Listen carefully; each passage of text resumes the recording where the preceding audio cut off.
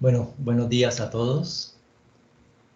Y vamos a comenzar nuestra segunda sesión de nuestro curso de Matemáticas Financieras para proyectos de Ingeniería Civil. El propósito de esta es dar culminación con la presentación que empezamos a hacer hace una semana y de pronto ya empezarnos a meter, digamos, con el tema numérico, de alguna manera. Es importante anotar que estas dos clases iniciales tienen tema de contexto, es importante contextualizar.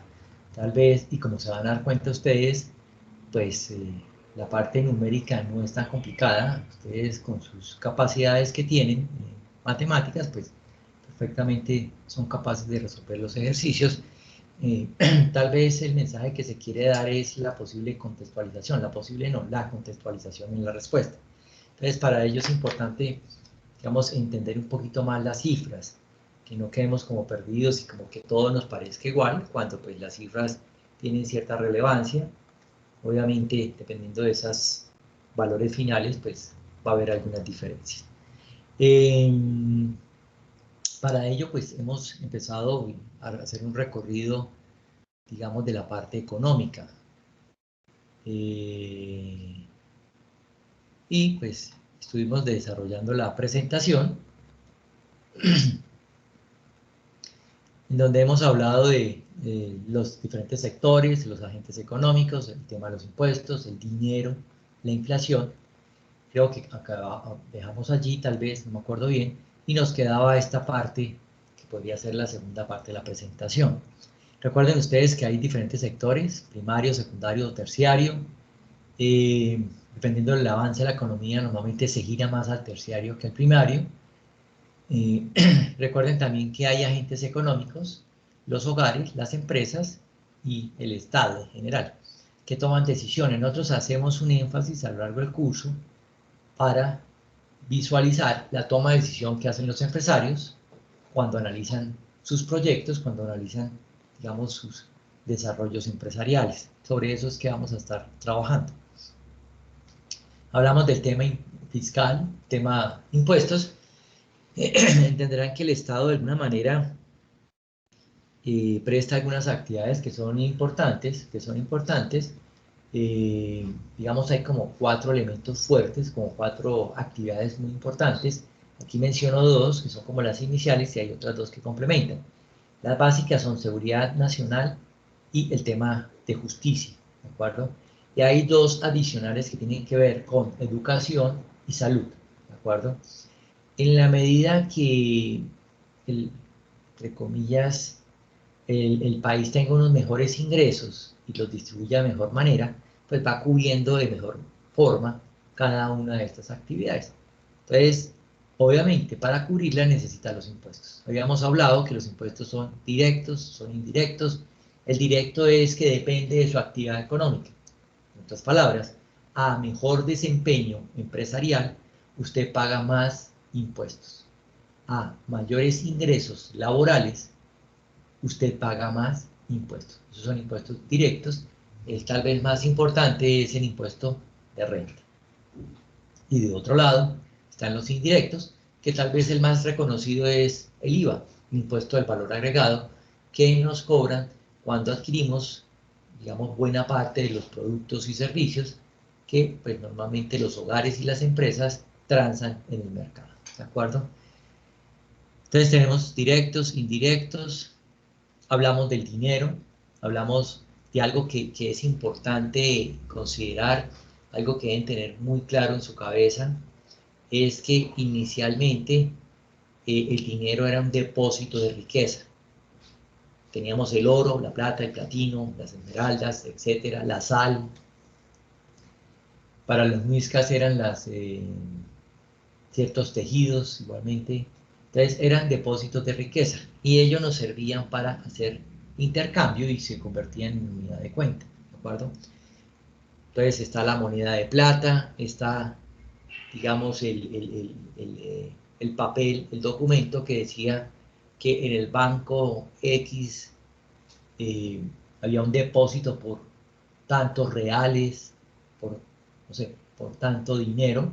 Entonces, había un depósito de riqueza. Con el paso del tiempo se elimina ese patrón oro, que se llamaba así, y se vuelve un depósito de confianza. Hoy en día, pues, el peso que emite el Banco de la República en Colombia va contra el dólar americano y el dólar americano va contra la economía americana. ¿De acuerdo?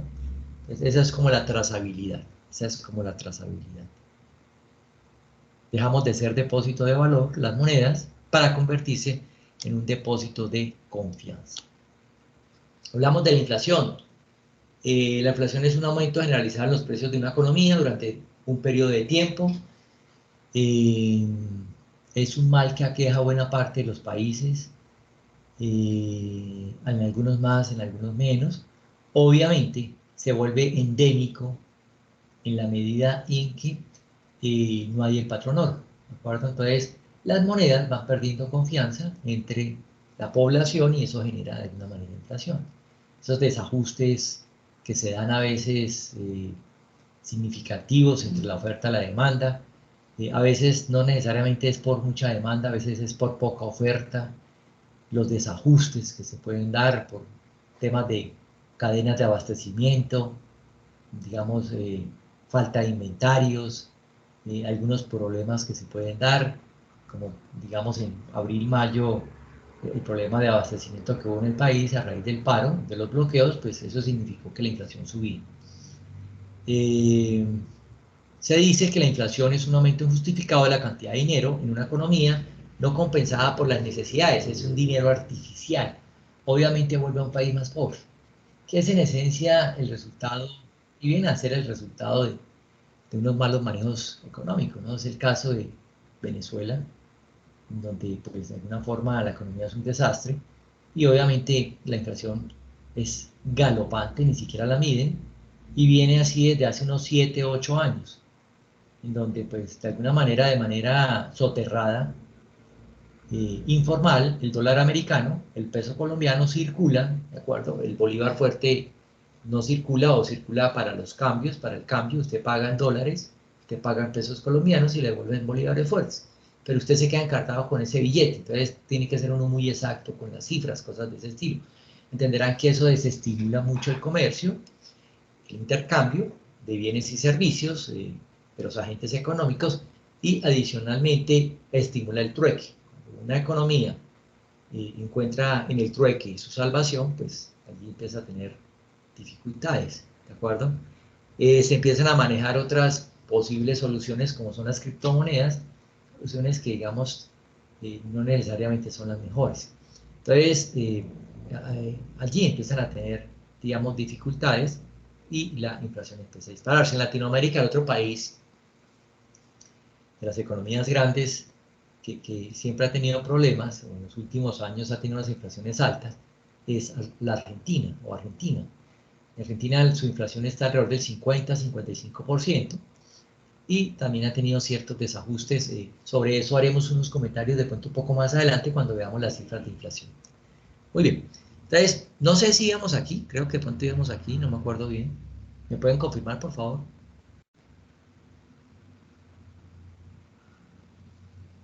Sí, profe, quedamos la vez pasada. Muy bien.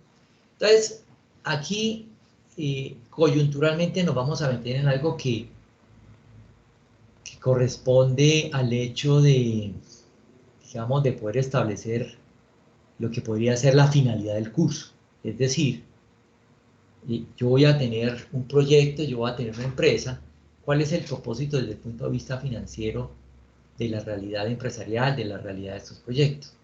Es generar valor, es que el valor sea superior al costo. Entonces, si ustedes les preguntaran de manera muy sencilla, ¿cuál es la finalidad de una empresa? ¿Cuál es la finalidad de un proyecto? Desde el punto de vista financiero, aquí ya estaríamos dando, digamos, una respuesta clara en ese sentido. La respuesta es muy sencilla, generar valor, generar valor, generar valor. Obviamente, tendríamos que entrar a significar, a definir esta realidad. Entonces, lo que vamos a encontrar es que como que hay dos espacios, uno que llamamos costo, uno que llamamos valor, y que esperamos que el valor sea superior al costo. Como pueden observar, es una desigualdad. Insisto, no es una ecuación, no es una igualdad, sino es una desigualdad en donde esperamos que el valor sea superior al costo.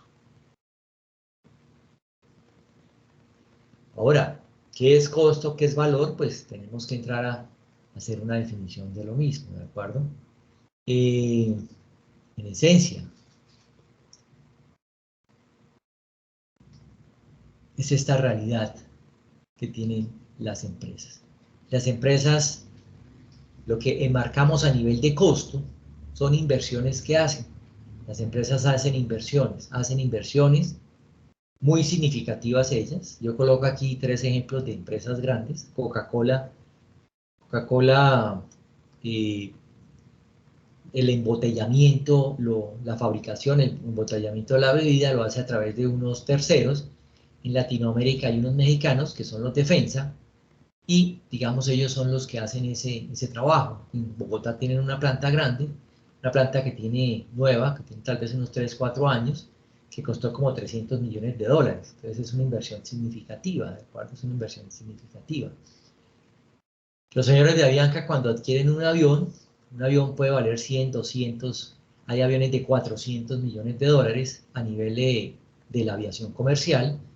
Estos aviones de Boeing que despegan con pasajeros que despegan casi de manera vertical, son aviones de 400 millones de dólares, Avianca ni siquiera los tiene, pero pues digamos un avión comercial puede valer 100, 200 millones de dólares, entonces son cifras significativas.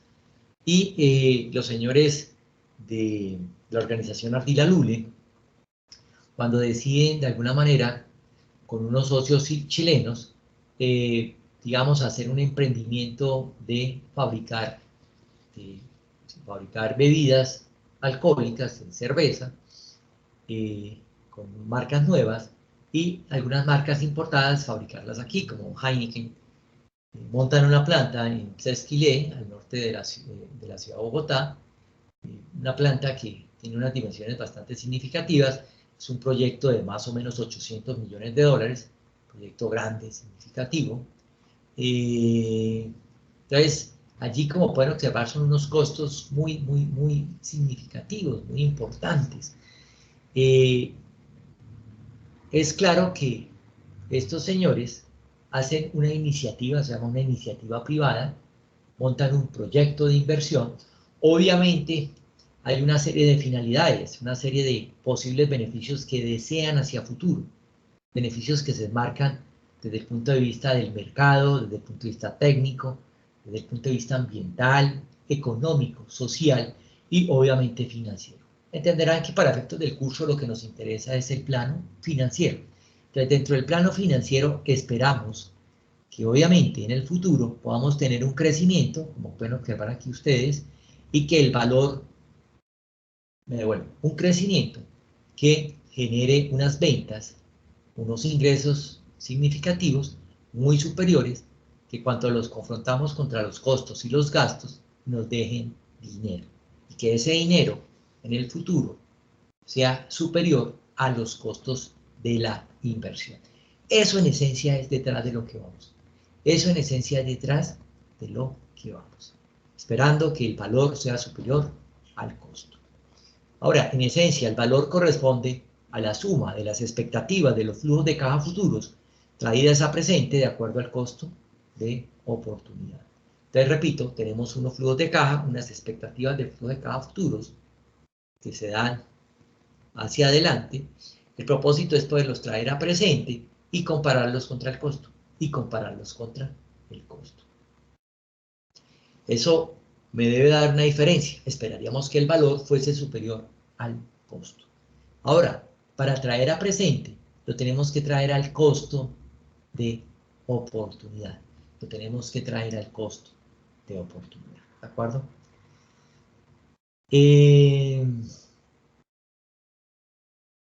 Entonces, de alguna manera, para poder entender este tema, necesitamos definir el costo, el valor, los flujos de caja futuros y el costo de oportunidad. ¿Qué entenderíamos por costo de oportunidad? No me acuerdo por aquí si hay alguna definición. En esencia, el costo de oportunidad es la mejor alternativa o opción que no vamos a realizar o que vamos a desechar. Uno ahí como que se pierde, como así que es la mejor opción y no la hacemos.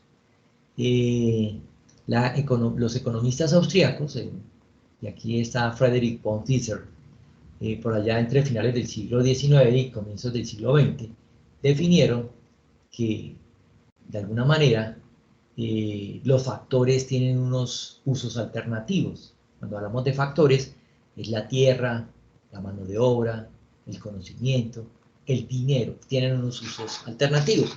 Entonces, cuando hablamos del dinero, el dinero tiene usos alternativos. Entonces, ahí aparecen los costos de oportunidad, ¿de acuerdo? Para que entiendan un poquito más el costo de oportunidad, les hago una pregunta en general.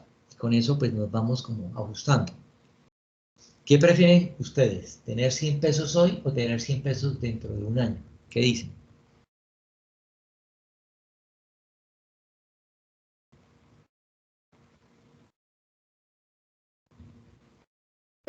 Pues hoy, profe. Creo que para todos es claro tenerlos hoy que no tenerlos dentro de un año. Ahora, si por efectos de alguna toma de decisión les tocase de hecho, tuviesen que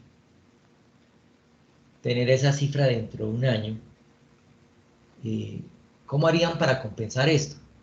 En otras palabras, ustedes tienen 100 pesos, los tienen hoy, ¿de acuerdo? Prefieren tenerlos hoy que dentro de un año. Y yo les digo, oiga, préstame los 100 pesos, préstame los 100 pesos y yo se los devuelvo dentro de un año. ¿Ustedes qué me dicen? Que hay que cobrar intereses. Recuerda que no los veo, no sé, ¿quién está? Santiago. Santiago, listo, Santiago. No sé si están de acuerdo con Santiago. Santiago lo que dice es, listo, yo le presto, usted me devuelve los 100 dentro de un año. Él habla de unos intereses, claro, el nombre técnico son unos intereses. Unos intereses es reconocer algo hacia futuro, es algo adicional. Esos intereses, Santiago, es lo que llamamos costo de oportunidad. En otras palabras, es lo que usted está dispuesto a sacrificar, ¿de acuerdo? Por desarrollar esa toma de decisión. No sé si el resto está de acuerdo.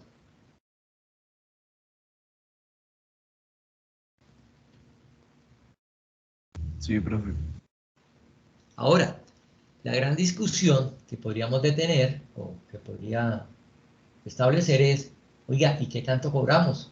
Santiago, ¿cuánto me cobran? Profe, no Pues, sé. profe, eso depende de la cantidad de dinero que le vaya a prestar.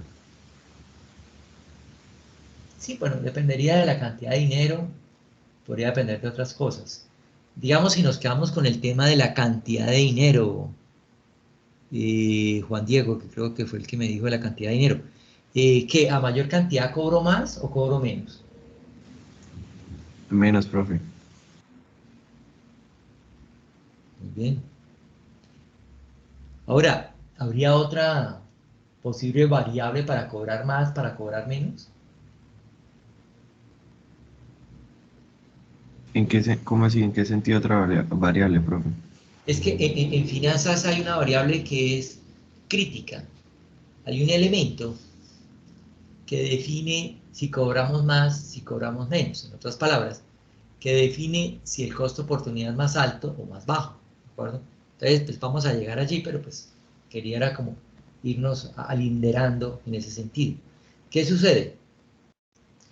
Eh, Ustedes, en la medida que, entre comillas, prestan dinero, pues podrían llegar a tener alternativas de préstamos a una persona X, una persona Y, una persona Z, ¿de acuerdo? Eh, digamos que Juan Diego me dice, listo, por la cantidad de dinero, listo, por ahí puede empezar a darse algo.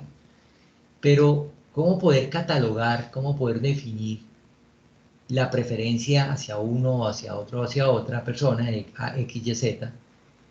O cómo poder establecer que yo cobro más, que yo cobro menos. Entonces, eso es como, digamos, lo que nos hace falta establecer. Ahora, ojo, antes de que pues, respondan algo más, entenderán que el costo de oportunidad no solamente es para préstamos, y sería un poco ridículo la clase que todo girara alrededor de préstamos, porque pues como que quedaríamos recortados. Ojo, lo podemos extrapolar, lo podemos definir a través que usted no está prestando, sino que usted tiene un proyecto o que usted tiene su empresa, ¿de acuerdo? Y que le va a dar ese dinero a la empresa o al proyecto, ¿de acuerdo? Es como si le prestara a la empresa o al proyecto. Entonces, empiecenlo a ver como de esa manera. Arranqué por el tema de la deuda porque pues para todos es muy fácil, pero quiero que lo extrapolen, insisto, a que ustedes desarrollan un proyecto. A que ustedes desarrollan un proyecto y el proyecto les pide 100 pesos. Entonces ustedes se lo entregan, pero ustedes le exigen al proyecto. Entonces Juan Diego ya empieza a ver algo que puede ser interesante. Tamaño. A mayor tamaño, de pronto le exijo menos. A menor tamaño, de pronto le exijo más. Entonces, así es que empieza a funcionar ese costo de oportunidad. Así es que empieza a funcionar ese costo de oportunidad. Ahora, si yo les pidiera una cifra, un número, digamos, que el proyecto, pues, bueno, esos 100 fueran el equivalente a una cifra significativa. Cifra significativa se vuelve muy relativa, porque pues, lo que puede ser significativo para mí puede ser que para usted no es, o al revés, ¿de acuerdo? Pero digamos que sea una cifra significativa, que estamos hablando de un dinero que para usted, eh, digamos, haberlo conseguido, porque eso se vuelve, digamos, como una especie de acumulación. Detrás de esto está el famoso capitalismo, el capital va aumentando. Usted arranca con algo que inicialmente tiene y lo va acumulando su riqueza, salvo que o se gane una herencia o se gane una rifa, ¿de acuerdo? El resto pues va a tener que irlo acumulando. Entonces, en cierto contexto que no necesariamente es como muy claro, ustedes van a desarrollar un proyecto o los invitan a desarrollar un proyecto, yo los invito, y les digo, oiga, necesitamos invertir esta cifra que pueden ser 100 millones, 500 millones, 1000 millones, 2000 millones, no sé, una cifra X, significativa, tanto para mí como para ustedes, o para ustedes como para mí. Entonces la pregunta es, oye, ¿cuánto me pedirían? ¿Cuánto le pedirían al proyecto? A mí no, pues al proyecto, porque vamos a invertir en el proyecto, vamos a ser socios. En otras palabras, si nos devolvemos al primer ejercicio, si ustedes prestan el dinero, ¿cuánto piden? Pero pues aquí lo quiero extrapolar al proyecto, ¿de acuerdo? ¿Cuál sería esa tasa? ¿Cuál sería ese interés? ¿Tienen algo en la cabeza? Profe, pero también dependería, digamos, del riesgo, ¿no? Ah, muy bien, perfecto. Usted le pega ahí al tema, el riesgo. Más que el tamaño, eh, la significancia se da en el riesgo, ¿de acuerdo? Se da en el riesgo. El riesgo es la volatilidad. Yo no sé si ustedes no sé si habrá probabilidad estadística, eh, creo que, pues, no sé si la vieron o no, pero es muy sencillo, no sé, es la volatilidad. No sé si se acuerdan usted puede tener una serie de elementos, los mide, le puede sacar la media, la mediana, ¿cuál es la otra que le saca una? Bueno, la media, mediana y, ¿cuál es la otra? Son las tres. Bueno, saca usted un promedio, ¿de acuerdo? Saca usted un promedio, saca usted un promedio. Sin embargo, el promedio, pues, es un valor que de alguna forma se da al tener n número de elementos, ¿de acuerdo? Sin embargo, cuando usted empieza a revisar los n número de elementos, esos elementos, algunos se distancian más de ese promedio, algunos se distancian menos, ¿de acuerdo? A la moda, media, mediana y moda. Entonces, usted tiene ese promedio,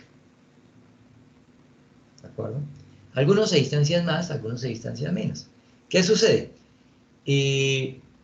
Esos distanciamientos le empiezan a dar cierta volatilidad. En términos estadísticos es lo que se conoce como la varianza y la desviación estándar, ¿de acuerdo? Entonces, si hablamos digamos, de una probabilidad que se puede dar a nivel de una distribución normal, cosas de ese estilo, la curva de Gauss, la distribución normal, entonces ahí funciona, digamos, esa varianza, y más que la varianza, la desviación estándar. Entonces, la desviación estándar es el riesgo. De alguna forma es la medición del riesgo. Entonces yo sé que los proyectos, cuando se desarrollan, en lo que vamos a apostar, en lo que me van a devolver hacia futuro, puede ser que me den lo que yo quiero, pero a veces no necesariamente lo van a entregar, es más, de pronto entregan más, o por el contrario, entregan menos. Esa volatilidad es el riesgo. Entonces nos vamos a ver abocados al tema de riesgo. Entonces, esas alternativas dependen del riesgo, ¿de acuerdo? Dependen del riesgo. Esto es importante tenerlo presente, dependen del riesgo. Si nos vamos aquí al tablero, el tablero es este Excel.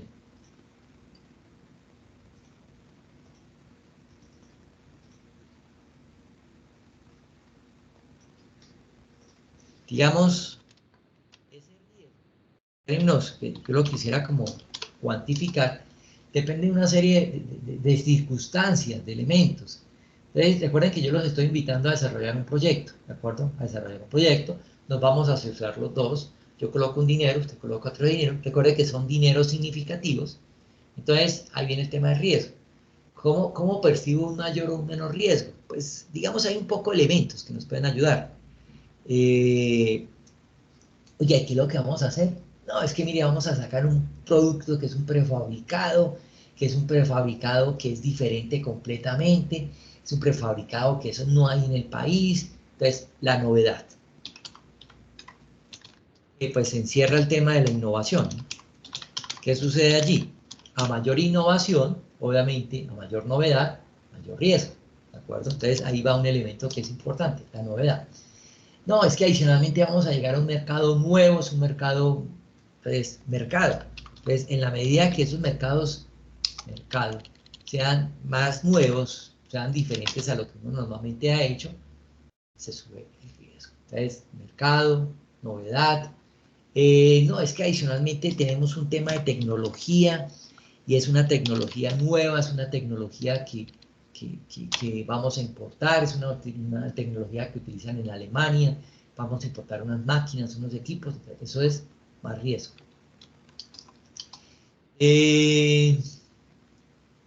Una cosa es que el proyecto nazca de una empresa y otra cosa es que sea un emprendimiento. Un emprendimiento es algo que arranca de ceros, ¿de acuerdo? Entonces, allí queda cierta complejidad a nivel como organizacional. Entonces, depende de la empresa, de la organización. Entonces, voy a colocar aquí la empresa, si existe, si no existe, más bien, si no existe. Si no existe, pues sube el riesgo. Y adicionalmente el tema de la complejidad, digamos, de la empresa, complejidad. Hay empresas muy organizacionales. Hay empresas como muy complejas en las tomas de decisiones, se demoran mucho, popularmente le decimos que meten los problemas en la nevera, no toman decisiones. Hay un verbo que se traduce del inglés que es procrastinar, no sé, no es como muy castizo, que es dilatar. No sé si les ha pasado a ustedes, a veces cuando tienen que tomar una decisión importante y como que no saben qué hacer, la dilatan. Eso es complejidad organizacional y las empresas hacen eso. Entonces eso igualmente desgasta. Digamos estos elementos, ¿qué más podríamos decir? Si adicional de conseguir yo, o sea, yo soy uno de los socios, usted es el otro, si adicional de nosotros dos necesitamos pedirle plata al banco, eso también sube el riesgo. Entonces, digamos, la financiación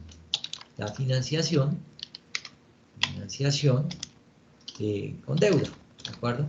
Entonces, todos estos elementos de alguna forma suben el riesgo. Todos estos elementos suben el riesgo. Entonces, va a ser importante. Y a mayor riesgo, obviamente, mayor costo de oportunidad. Yo lo simbolizo como un porcentaje, es un interés. Obviamente, a mayor riesgo, mayor costo de oportunidad. ¿De acuerdo? No sé si vamos allí, no sé si estoy siendo claro. Lo cierto es que a mayor percepción de riesgo por parte suya al pertenecer al proyecto, al colocar usted ese dinero, de alguna forma exigiríamos más. Ese riesgo, insisto, es esa volatilidad, esa posible diferencia entre el resultado, perdón, entre lo que podríamos estar planeando y lo que se va a dar en la ejecución, en la implementación, en el resultado. ¿De acuerdo? Entonces ahí viene el tema del riesgo.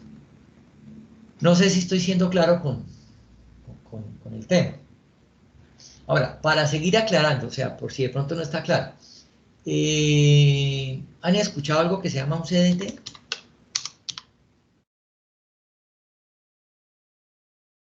Creo que en la familia, de pronto uno ha escuchado de pronto a los papás, al tío o a alguien conocido que dice, abrí o voy a abrir un CDT. No sé si han escuchado ese término.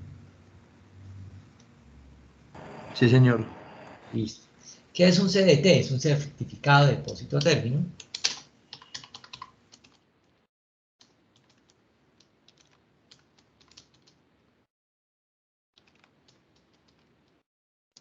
Certificado de depósito a término. Y lo abrimos en una entidad crediticia. Si estuviéramos en la universidad, estuviéramos, no sé, en alguno de los salones de clase, usted sale a la séptima y sobre la séptima encuentra varias entidades crediticias, ¿de acuerdo? Que pertenecen al sistema financiero.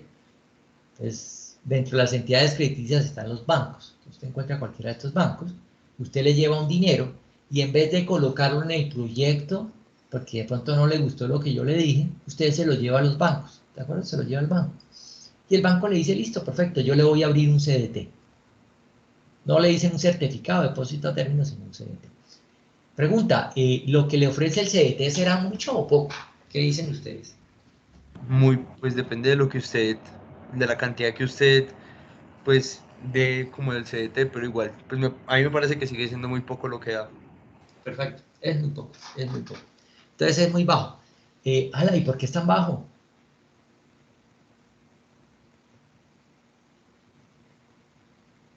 Porque prácticamente no hay riesgo según los bancos, pero pues Pero pues, es dinero que se presta, entonces pues sí, la tasa de riesgo es alta, entonces a ver, eh, yo voy al banco. Eh, una primera característica, así como Juan Diego habló de la cantidad, una característica también importante es el tiempo, ¿de acuerdo? Que de pronto hasta lo podríamos sumar aquí dentro de todo lo que estamos hablando, que es el tema del tiempo. Estos CDT se caracterizan por algo muy particular, es su corto plazo, su corto plazo. Es decir, cuando yo voy a la entidad me recoge el dinero, yo se lo entrego, pero me lo devuelve 90 días después, 180 días después, 120, 60. Digamos, va en un corto plazo en finanzas es menos de un año, de acuerdo, menos de un año. Digamos, el más normalmente utilizado en los CDTs a nivel de plazo corresponde a los 90 días. 90 días. Entonces, me interesa desde el punto de vista de riesgo que la entidad me entregue rápido el dinero o que se demore. ¿Qué dice?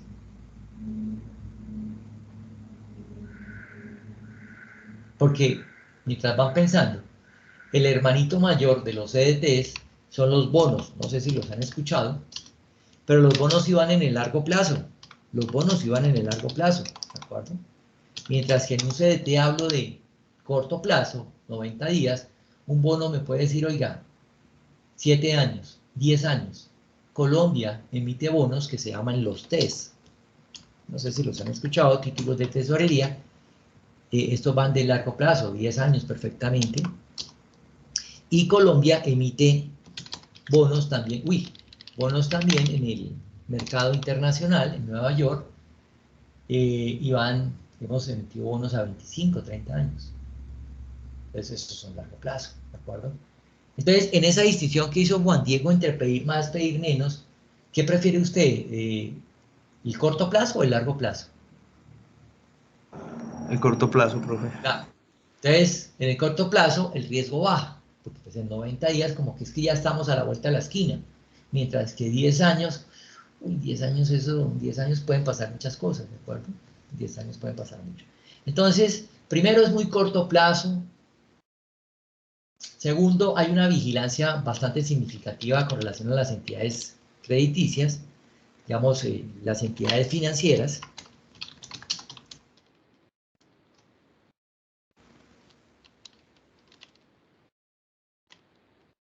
Están vigiladas, hay una inspección, vigilancia y control por parte de un organismo que se llama la Superfinanciera. No sé si la han escuchado, Superfinanciera. Para los que conocen el centro de la ciudad de Bogotá, después de pasar uno el Capitolio, después de pasar uno, digamos, la Casa de Nariño, llega a una calle que es la Sexta, no sé si la han escuchado, es una calle que se desprende de la Circunvalar por la parte de arriba, baja y atraviesa esa parte sur y es cerca del Ministerio de Hacienda, no sé si conocen por ese lado, bajando antes de la Séptima, eso es como la cuarta a la quinta, no puedo perder allí, hay un edificio grande, esa es la Superfinanciera, esa es la Superfinanciera. Allí está el superintendente y ellos son los que tienen la tarea de inspeccionar, vigilar el sistema financiero, ¿de acuerdo? El sistema financiero. Entonces, eso por un lado, adicionalmente hay unos seguros, digamos, hay unos seguros que hay una institución en Colombia que asegura la actividad de los bancos, entonces parte de lo que se van a ganar, perdón, parte de lo que pagan los bancos es un seguro que ofrecen o que entregan, pues, digamos, a los depósitos. Entonces, ante la inquietud del banco, claro, el banco se puede quebrar, indiscutiblemente, pero la quiebra es poco probable, es poco probable. Nosotros en el año 98 en Colombia tuvimos una quiebra significativa de bancos, porque de alguna manera se quebró la economía y a los bancos les impactó muy fuertemente. Fue una quiebra diferente. El año pasado nos quebramos por la pandemia, pero a los bancos les afectó de manera diferente, fue una quiebra diferente.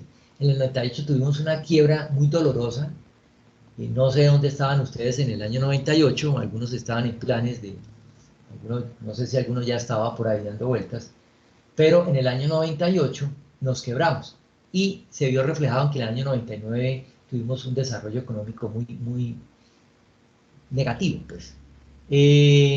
Así las cosas, esas quiebras, pues no estamos exentos, pero digamos en los últimos años no han habido quiebras a nivel bancario. Algo que es importante anotar, algunas personas se quejan de por qué los bancos no prestan, es que deben tener mucho cuidado en que el banco presta dinero, ojo, claro, presta dinero, pero dinero que no es suyo, ¿de acuerdo? Cuando hace unos minutos yo les pedía dinero a ustedes, a un año, está en potestad de ustedes dármelo o no, otorgármelo o no. Ustedes me dicen, listo, yo le ofrezco el crédito, tómelo, y usted me devuelve esto dentro de un año. Si yo dentro de un año no se lo devuelvo, usted, no se lo devuelvo, yo hablo con usted y le argumento, le digo, oiga, mire, aguárdeme 30 días, no sé, espéreme 30 días, ¿de acuerdo? Entonces usted toma la decisión y dice, listo, o bueno, yo le doy los 30 días, fresco, yo le doy los 30 días, ¿de acuerdo? Pero es su plata finalmente. O yo le puedo salir con la cara dura de decirle, ya sabe que estoy quebrado, no tengo dinero y si quiere demándeme, pues porque no tengo un solo peso. Entonces, finalmente es su plata, usted sabrá qué hace. Pero el banco presta dinero que no es de él, presta dinero que no es de él. Entonces entenderán ustedes que es una tarea bastante compleja, prestar dinero que no es suyo. Entonces, cuando usted presta dinero a un tercero y el tercero le dice, oiga, es que no tengo plata, pues usted se está metiendo en un lío como banco, porque automáticamente si mira hacia atrás, hay personas que han colocado CDTs, que han comprado más bien CDTs, que tienen cuentas de ahorros en el banco, que han comprado bonos de los bancos, y de alguna manera usted como banco le debe ese dinero, ¿de acuerdo? Entonces, el banco lo que hace es lo que se conoce como una intermediación, ¿de acuerdo? Entonces, allí hay cierto riesgo, y por eso los bancos, digamos, son como muy conservadores, muy aversos a ese riesgo, ¿de acuerdo? Entonces, para que lo tengan presente, el banco presta dinero que no es de ellos. Ahora, a nivel de los CDTs, pues lo que estamos encontrando es que el riesgo de quiebra es muy bajo, el riesgo de quiebra es bajo. Por ello, prestan muy poco. Ahora, para extrapolar o para comparar con otra situación, creo que esto sí se pueden acordar ustedes, de pronto de la quiebra del año 98, no se acordarán y de pronto no sé si la habrían escuchado, pero hace unos años tuvimos unos señores que nos invitaban a hacer inversiones, que le decían a uno, oiga, colóqueme este dinero, yo le pago a usted el doble en 6 meses. Esas son las famosas pirámides. Creo que todavía por ahí las escucha uno. Creo que las habrán escuchado ustedes. Entonces llegaba la persona, perfecto, invertía y le daban el doble 6 meses después, le quedaba gustando, entonces dejaba otra vez otro dinero, pero 6 meses después, cuando ya iba a preguntar por el dinero, cuando llegaba allá al sitio, pues no había nadie. Se enteraba pues de alguna manera que estos señores ya se habían ido hace rato. Entonces, bueno, ¿y usted a quién le reclama? Entonces, digamos, esa inversión tenía un riesgo altísimo, que pues significaba de pronto que no le devolvieran el dinero, ¿de acuerdo? Entonces, si ustedes observan allí hay parámetros muy bajos, parámetros muy altos a nivel de riesgo. Hay riesgos muy altos, hay riesgos muy bajos. Pasa de alguna manera con el proyecto, con las empresas. Obviamente las empresas no tienen un riesgo tan alto como estos señores de las pirámides, ni un riesgo tan bajo como comprar un CDT a un banco. ¿Cuántos son riesgos de pronto que podríamos llamar intermedios? Pero que existen, claro, existen. Llámelo usted intermedio, intermedio alto, intermedio bajo, como lo quiera llamar usted, pero de alguna manera existe el riesgo. Y a mayor percepción de riesgo, quiero una mayor compensación, ¿de acuerdo? Pues allí hay una intercompensación entre rentabilidad o, no sé, lo que me vayan a devolver, lo que voy a exigir, de acuerdo a mi costo de oportunidad y el riesgo, ¿de acuerdo? No sé si estoy siendo claro con ese costo de oportunidad, no sé si estoy siendo claro o están perdidos, pues.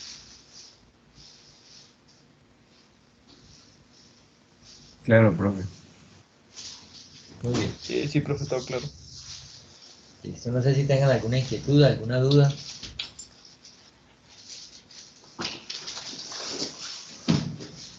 Pues, profe, la verdad es que yo entendí todo lo de riesgo y todo lo demás, pero todavía no entiendo el costo de oportunidad. ¿Cómo es su nombre, perdón? Wally, profesor. Ah, Wally. Wally, es muy sencillo. Resulta que usted tiene un dinero muy significativo, Wally. Y aprovechando que pues, es como muy tangible, pues, vamos a tener el ejemplo de los prefabricados. Yo he venido trabajando el tema de los prefabricados y descubrí como una nueva forma de fabricarlos con unos materiales de pronto diferentes, el tema ambiental como que chévere, como que impacta de manera favorable y tengo la posibilidad de importar un equipo de Alemania, pues. Además conozco el mercado y hay gente que estaría dispuesta a comprarme, digamos, estos elementos, ¿de acuerdo? Entonces ya más o menos tengo una idea. Entonces le digo a Wally, oiga, ¿usted no quiere entrar conmigo al proyecto? No sé. Entonces, ojo, allí hay unas diferencias en lo que va a hacer Wally dentro del proyecto. Una cosa es que yo le diga a Wally, oiga, acompáñeme, porque yo sé que Wally es casi ingeniero civil y él le entiende mucho al tema técnico y hay que hacer unos ensayos a los prefabricados y es una venta técnica y él puede expresarse perfectamente en términos muy técnicos, porque yo se lo voy a vender a ingenieros, a empresas de ingeniería. Entonces él me puede ayudar en eso. Entonces esa podría ser una tarea. O también Wally podría tener un perfil diferente en donde Wally no tiene ni idea de los prefabricados, de pronto le interesa el tema, pero no tiene como mucha idea, y él sí quiere invertir un dinero, ¿de acuerdo? Entonces hay como los dos perfiles. Yo puedo ser como un gestor del proyecto o yo puedo ser un accionista inversionista. Distintamente que tome cualquiera de los dos perfiles, yo lo puedo invitar y Wally empieza a pensar. Entonces empieza a decir, ah, bueno, primero, oye, ¿a quién me está invitando? El personaje que me invita. Una cosa es que de pronto lo conozca, otra cosa es que de pronto sea de referido. Oye, ¿quién es él? Eh, yo he trabajado con él antes, hemos hecho algunos negocios antes, hemos tenido algunas experiencias antes, o por el contrario, no, es una persona que un primo me está refiriendo, pero que, como he dicho, yo la verdad no lo conozco. Entonces, observen que empiezan a darse ciertas discusiones. Ahora, lo que él me está pidiendo, pues es una cifra significativa. ¿Qué tanto entiendo yo de ese negocio? Si lo entiendo, si no lo entiendo. Entonces, allí surgen una serie de inquietudes, ¿de acuerdo? Entonces, en algún momento vamos a tener que cuadrar en el sentido que usted coloca un dinero, yo coloco otro, y dentro de los cálculos que se hacen a nivel de cierta, digamos, manejo a nivel antes de la inversión, se llama de preinversión, algunos estudios de preinversión, yo le voy a decir a Wally, oiga, esto más o menos nos puede dejar tanto. No me quiero comprometer con cifras por el momento, pero esto nos puede dejar tanto. Entonces Wally piensa y dice, ¿si será suficiente? Se queda pensando. Si él lo ve como muy favorable, él dice, sí, listo, vamos. Si él dice, oiga, pero es que eso es muy poquito. Entonces, Wally, ese hecho de pensar y establecer cierto parámetro que usted en su cabeza dice es suficiente, por el contrario, no es suficiente, allí usted indirectamente está teniendo un costo de oportunidad. Eso es un costo de oportunidad. Solo que pues lo expresa uno normalmente en cifras, no las he dicho porque pues quiero llegar allá, ¿de acuerdo? Pero eso es un costo de oportunidad, eso es un costo de oportunidad. O devolvámonos al primer ejercicio, yo le pido a usted un dinero prestado, le digo, ya yo le pago dentro de un año, présteme 100 pesos, yo le pago dentro de un año 20 pesos de más, es decir, ya me estoy metiendo con cifras, le devuelvo 120. Entonces usted se queda pensando y dice, ¿le presto o no le presto? Usted me podría decir, oiga, no puedo prestarle. O me podría decir, listo, perfecto, claro, le presto. Eso es un costo de oportunidad. El lío con el costo de oportunidad, Wally, y el resto del curso, es que es un término relativo, depende de cada uno de ustedes. No todos los costos de oportunidad, ojo, ya aquí hablamos de manera un poco más técnica, para los diferentes agentes económicos, llamen los hogares, empresas o el mismo Estado, son iguales, dependen de. Es más, si me vuelvo al proyecto de prefabricados, yo le podría no solamente decir a Wally, sino a otro de ustedes, oiga, ¿quiere invertir? ¿Quiere pertenecer al proyecto? Mientras que Wally me dice que no, que como que no le suena. El otro me dice, oiga, no, chéverísimo, yo sí quiero entrar. Ustedes tienen costos de oportunidad diferentes. Eso es parte del enredo que se tiene, ¿de acuerdo? Del enredo que se tiene. Pero ese es el costo de oportunidad, ese es el costo de oportunidad. Ahora, para ya empezar a ser más contundentes, yo hace un minuto dije que le devolvía 120. 100 en capital y 20 en intereses. Lo demás se conoce como intereses, creo que lo saben ustedes. Y lo demás, al ser el 20% de un capital inicial de 100, hablamos del 20, perdón, al ser 20 pesos de un capital inicial de 100, hablamos del 20%. Entonces, si Wally me dice que sí, que me presta con estas condiciones, ahí viene cuál es el costo de oportunidad de Wally, el 20%. No sé si estoy siendo más claro. Sí, profe, muchas gracias. Mucho gusto. Entonces, allí empezamos a tener un costo de oportunidad. Ahora, si yo le digo a un tercero, de ustedes, cualquiera, porque Wally finalmente me dice, oiga, no, yo no tengo el dinero. Entonces le digo a un tercero, oiga, présteme, le pago el 20% al final, un año después, alguno de ustedes me puede decir, no, pero págueme el 50% y le presto. Bueno, si yo quiero el dinero, tendré que pagar el 50%. Eso es un costo de oportunidad. Eso es un costo de oportunidad. Eso es un costo de oportunidad.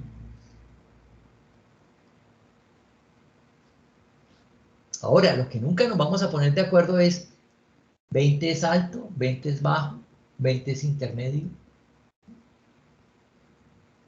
50 será alto, ahora 50 se podrá dar. Entonces, difícil. Ese es parte del enredo que vamos a tener, es parte del enredo. No sé si vamos allí, no sé si lo vamos entendiendo. Ahora, no sé si tienen una cifra, ¿no? Si yo los invito al proyecto, ¿qué exigirían como mínimo? No sé, siendo un poco especulativos, no sé si alguien dice, oiga, no, yo como mínimo exijo tanto, porque no sé qué, o porque tiene un sesgo. Hay algo que se da mucho en economía, que son las heurísticas, los sesgos, hay anclajes. Yo le escuché a un tío que como mínimo uno debiera pedir tanto, entonces uno tiene en la cabeza eso. Obviamente desconocemos la experiencia de su tío, que puede ser muy buena, o que puede ser una única experiencia. Entonces, de algo que le fue más o menos bien, él dice, de ahí para adelante todo me tiene que ir de esta manera. Entonces, vienen los sesgos, ¿de acuerdo? Que es donde estamos nosotros en este momento, en donde no reconocemos, todavía no podemos visualizar si 20 es alto o es bajo. Para ello, a continuación, pues vamos a entrar en el tema de entorno económico, ¿de acuerdo? Ahora, repito, no sé si va siendo claro el ejercicio que estamos haciendo, si lo entendemos todos. Siéntase con absoluta libertad de, si no lo entiende, fresco y me dice y volvemos otra vez a explicarlo.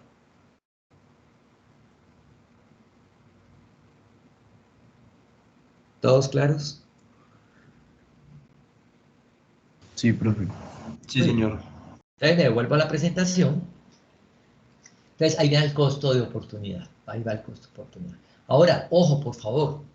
Algo que no mencionaba y que sí necesito que tengan claro es que ese costo de oportunidad está enmarcado, o las oportunidades empresariales están enmarcadas o están en un marco moral y ético de los negocios, ¿no? Hay unos negocios que son formidablemente excelentes desde el punto de vista financiero, pero no están en el marco moral y ético de los negocios, ¿de acuerdo? Entonces, pues, aquí vamos a hablar del marco moral y ético de los negocios, las condiciones propias que tiene un empresario, digamos, en un entorno moral y ético. Muy bien. Hablemos del entorno económico. El entorno económico, el entorno, en esencia, es como el velero. No sé si todos tienen en su cabeza esa imagen de un velero. Los veleros son muy, muy bonitos, pues, muy chéveres. Yo la verdad nunca he montado en un velero, pero uno los ve. Digamos, es una máquina muy interesante que desde el punto de vista de energía es estupenda. Obviamente cuando hay viento, y cuando el viento entra por donde tiene que entrar, por la popa, no sé, tal vez si aquí está la vela, entra y nos impulsa hacia adelante, que es la proa, entonces entra por detrás, esto nos impulsa y el velerito de pronto también hasta de lado, funciona y funciona muy bien.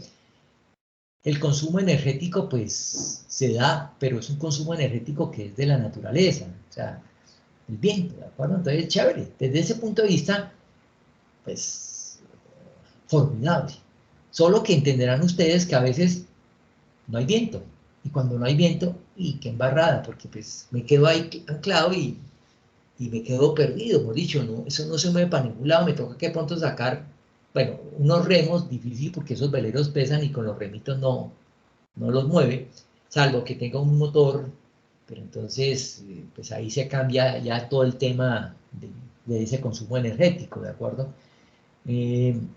Es más, pueden haber a veces, si solo es un velero, sin motor, nada, sino solo a la vela, habría de pronto algún problema adicional cuando hay tormenta. Cuando hay tormenta es aún peor porque pues si me descuido de pronto hasta puedo naufragar, ¿de acuerdo? Entonces observen que depende de ese entorno, el tema puede ser favorable o desfavorable. Entonces existe un entorno económico, así como hay un entorno tecnológico, un entorno social, un entorno, no sé, legal, cultural, religioso, hay un entorno económico. Entonces, ese entorno económico nos ayuda, nos favorece, o a veces, por el contrario, nos desfavorece. Entonces, sobre eso es que queremos hablar y presentar algunas cifras. El entorno es importante, el entorno es el viento, ¿de acuerdo? El viento entra por donde debe entrar y chévere, hacer la empresa, hacer el proyecto va a ser muy favorable. Entonces, quisiera que viesen algunas cifras, aquí las tenemos. Estas cifras yo las he venido trabajando, digamos, tengo ahí una estadística de diciembre del 2002, ya vamos para 20 años, 18 años largos, en donde pues hay algunas cifras de estas. Como pueden observar está la inflación, está la DTF que acabamos, bueno, la DTF no la hemos hablado, ya la hablamos, ya la vamos a hablar, está la tasa de usura, la tasa de cambio, la devaluación anual y el Producto Interno Bruto. De esas variables solo hemos hablado de la primera, entonces hablemos inicialmente de la primera y poco a poco nos vamos incrustando en el resto. Si ustedes observan aparece un número, eso lo debe usted entender como un porcentaje. Si yo continúo aquí hacia abajo, perdón un momento aquí,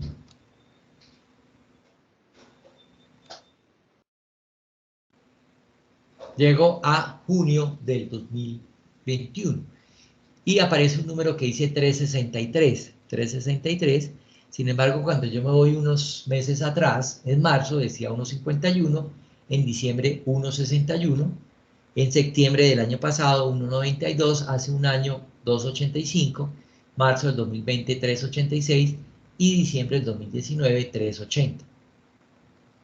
¿Qué sucede aquí? Esta es la inflación. Recuerden que la inflación lo mide el DANE, Departamento Administrativo Nacional de Estadística. El DANE viene funcionando en Colombia desde comienzo de los años 50, tal vez por allá en el 53. El DANE mide la inflación, la mide en las principales ciudades de Colombia, tiene una canasta, es como si fuese a la tienda, al mercado, a la plaza de mercado, y comprar alimentos, mirar a oye, cuánto consumen energía, y va sacando un promedio de los diferentes estratos y publica la inflación. La inflación en Colombia la llamamos IPC, Índice de Precios al Consumidor. Entonces, nos dice 3.63. ¿Qué indica ese 3.63?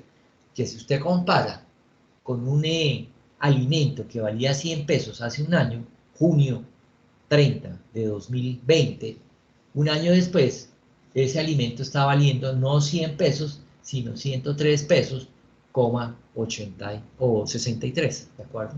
Entonces, esa es la inflación. Esa es la inflación, ese es el aumento generalizado en los precios de la economía, ¿de acuerdo? En un determinado tiempo. Entonces, observarán ustedes que, y aquí de pronto será un poco más fácil de manera gráfica, que la inflación, que es la línea gris, clara, o la gris, perdón un momentico aquí,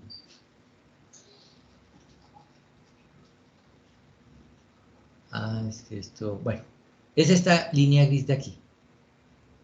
Tal vez voy a hacerlos así.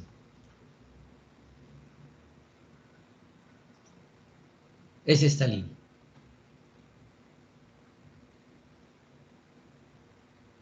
Es esa línea. Esa es la inflación. Ahora, si es una línea continua, pero no es una línea recta. Es una línea que sube y que baja. La volatilidad, ese cambio frecuente en la economía es algo que se da. Ahora, algo que tenemos a nivel de cifras es que el Banco de la República tiene una meta de inflación y desde hace unos 20 años venimos trabajando una meta del 3%. El Banco de la República, por Constitución del año 91, ya vamos a cumplir 30 años, tiene como tarea la política monetaria, la política cambiaria y la política crediticia, ¿de acuerdo? Entonces él interviene sobre ese accionar. En la política monetaria, pues el tema de la inflación, entonces él dice que debe estar alrededor del 30%, del 3%, perdón. Entonces yo puedo trazar aquí una línea y esto me da más o menos un 3%, ¿de acuerdo? Observen que hemos tenido inflaciones arriba, observen que hemos tenido inflaciones abajo, ¿de acuerdo? Esa inflación es una oferta-demanda. ¿Qué ha sucedido en los últimos meses? Pues muy sencillo. Entre abril y mayo se presentaron pues, las manifestaciones, digamos, en contra de la reforma tributaria y de algunos aspectos adicionales que llevó a un paro, que llevó a una serie de bloqueos. Entenderán ustedes que cuando la oferta se ve bloqueada, los puertos se fueron bloqueados, las carreteras fueron bloqueadas, los accesos a ciertas ciudades fueron bloqueadas, las salidas de ciertas fábricas fueron bloqueadas. Obviamente eso interrumpe de alguna manera el movimiento normal de la economía. La oferta y la demanda se ve restringida. Por un lado la oferta, de otro lado también de alguna forma la demanda, cuando va a adquirir los bienes, los servicios, se da cuenta que no están o se están acabando. Entonces, en la tienda, en el retail, en el supermercado, lo que le dicen a uno es, mire, ya me quedan estas unidades o de pronto ya no hay. Entonces, ya no hay significa que si yo voy a conseguir el precio que viene para el siguiente lote, ya va a ser más costoso. Y eso subió la inflación. Y la subió fuertemente, ¿no? Si ustedes observan, veníamos manejando unas inflaciones muy bajas.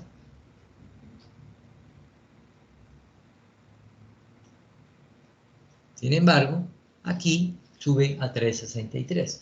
Hay una subida fuerte. La siguiente medición que vamos a tener es en septiembre. Perdón, qué pena. Cada mes tenemos una medición en esta cuadro, en esta tabla de septiembre. Pero vamos a esperar la semana entrante, muy seguramente ya dentro de una semana podríamos estar teniendo la inflación correspondiente al mes de julio, ¿de acuerdo? Si no en una semana, en 2 semanas. Entonces vamos a ver, creeríamos que debe bajar. ¿Por qué debe bajar? Porque ya, digamos, la economía volvió otra vez a engranar, oferta y demanda, y en la medida que engrana, pues vuelve otra vez a darse esa, entre comillas, baja en los precios y debiera bajar. ¿Qué tanto? Ni idea.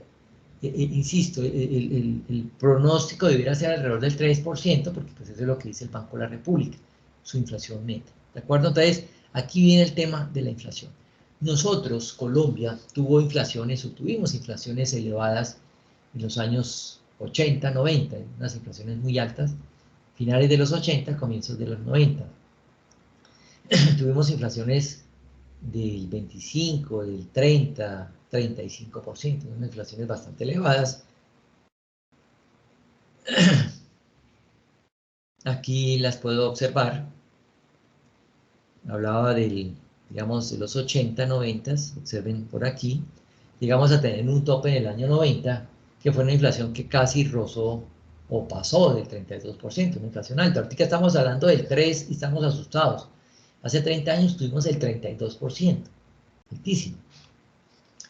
Por allá en el 63, el DANE reflejó 33, por un tema tal vez puntual, no tengo ni idea qué pudo haber pasado. Después de los años 90, la inflación empezó a bajar. Recuerden que, de alguna manera, el hecho de haber tenido la nueva constitución le prohibió al Estado, al gobierno nacional, fabricar billetes, ¿de acuerdo? Sí tenemos una fábrica de billetes, hay una casa de la moneda aquí en la 26, pero recuerden que de alguna manera, que tiene que ver con el patrón oro que explicamos la clase pasada, esa emisión se da por los dólares que entran al país, por las divisas, ¿de acuerdo? A la medida que exportamos llegan más dólares al país y esos dólares los convertimos en pesos colombianos, Entonces, eso se da a partir del año 91, Antes del año 91, simplemente podríamos emitir en cualquier momento, el presidente de la República llamaba al director del Banco de la República y simplemente hacía emisión. A partir del año 91, aquí no se da, aquí se da. Entonces observen que sí, definitivamente ha servido, ¿no? Aquí tuvimos inflaciones altas, aquí por el contrario hemos tenido inflaciones muy bajas. Inflaciones muy bajas en el año 2009, 2013. Obviamente la campeona fue la del año pasado. El año pasado que tuvimos, la demanda fue cerrada, fue, digamos, restringida. Las cuarentenas, el hecho de la imposibilidad de usted poder salir a conseguir ciertos productos, ciertos servicios. Sí, hay domicilios y está el tema de las aplicaciones, pero hay muchas cosas que no necesariamente se pueden hacer a través de una aplicación, ¿de acuerdo? De un domicilio. Entonces, eso empieza a restringir mucho. Los pico y cédula, cosas de ese estilo, restringen mucho. Entonces, uno ya iba a comprar algo y no se podía, entonces tenía que volver y eso empieza a enredar la compra. Entonces, eso automáticamente empieza a bajar fuertemente y la inflación bajó, y bajó fuertemente. Observen la 1,61. En los últimos meses ha aumentado por lo que ya dijimos, entonces pasó el efecto contrario, se restringe la oferta y se disparan los precios. Definitivamente, pues, manejamos, insisto, tasas de inflación mucho más bajas que lo que manejábamos en términos anteriores. Habíamos mencionado a la Argentina, a nivel de Latinoamérica. La Argentina es una de las economías grandes de Latinoamérica, pero tiene una inflación del 50-55%, es una inflación alta. El resto de países de Latinoamérica, las economías grandes, tienen inflaciones de un dígito, inflaciones bajas de 3, 4%, 5%, salvo Venezuela, que pues, tiene una inflación gigantesca que ni siquiera se mide, ni siquiera la mide, pero es una inflación gigantesca. Entonces, eso es en términos de la inflación. Ahora, el Banco de la República, no sé si es claro el tema de la inflación, a propósito.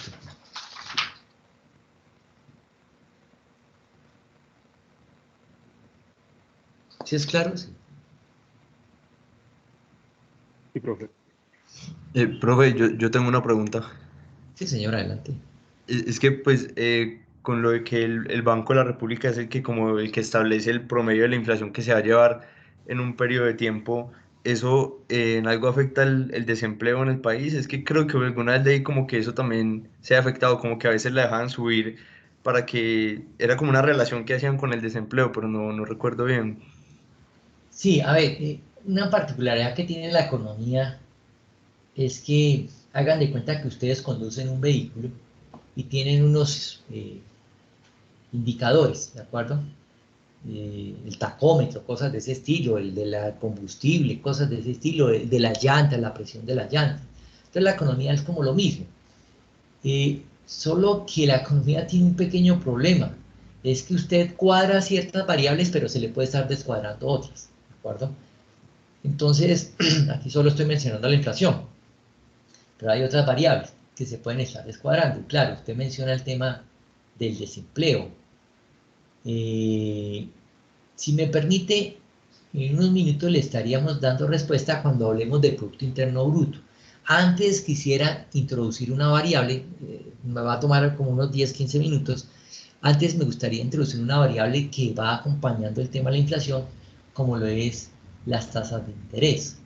Entonces, vamos hacia la respuesta de su compañero que me dice, oiga, el desempleo, ¿dónde lo metemos? Sí, claro, hay una relación allí, pero permíteme, ya vamos a llegar allí. Entonces, los intereses. El Banco de la República tiene la inflación meta. No es un pronóstico, le corrijo, no es un pronóstico, es una meta, es la inflación meta, ¿de acuerdo? Dice que es el 3%. Entonces, todos los agentes económicos dicen, ah, listo, va a ser el 3%, perfecto, muy bien. ¿Qué sucede? Cuando no empieza a darse ese 3%, digamos cuando tuvimos inflaciones alrededor del 5, del 6%, Banco de la República lo que hace es, oiga, necesito bajar la inflación. El Banco de la República tiene un director, que es como un gerente o el gerente, el director del Banco de la República, y tiene una mesa directiva, tiene una junta directiva, ¿de acuerdo? Que lo componen, si no me equivoco y no me falla la cabeza, lo componen 5 directores, la mesa adicionalmente está el gerente, van 6, y está el ministro de Hacienda, van 7, creo que son los 7. Pero digamos la junta directiva, los 5 son, pues tienen una autonomía muy grande. Estos 5 son personas muy pilas, pues desde el punto de vista económico. Entenderán ustedes que tienen una responsabilidad gigantesca. O sea, un comentario que haga en una reunión de estas actas salen posteriormente.